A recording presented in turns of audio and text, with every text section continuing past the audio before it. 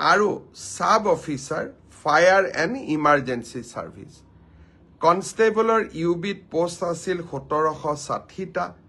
constable এবিত post আছিল 2301টা constable কমিউনিকেশ্যনত post আছিল 466টা আৰু সাব অফিচাৰ ফায়াৰ ছাৰ্ভিচত পোষ্ট আছিল মাত্ৰ এটা এই গোটেই পৰীক্ষাটোৰ ইতিমধ্যে পিএছটি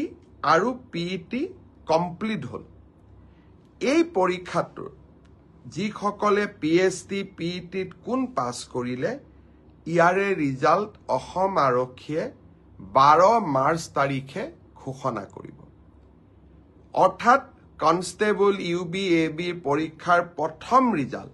12 মাৰ্চ তাৰিখে প্ৰকাশিত হ'ব ইয়াৰ পিছত আপোনালোকে নিজেও জানে যে এটা লিখিত পৰীক্ষাত আমি অৱতীৰ্ণ হ'ব লাগিব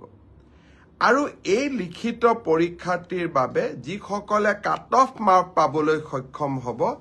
তেওঁলোকে এডমিট কাৰ্ড 17 মাৰ্চৰ পৰা ডাউনলোড কৰিব পাৰিব আৰু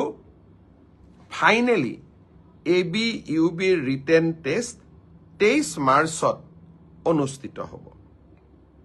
ইয়াৰ পিছত অসম আৰক্ষীত ড্ৰাইভাৰৰ 667টা পোষ্ট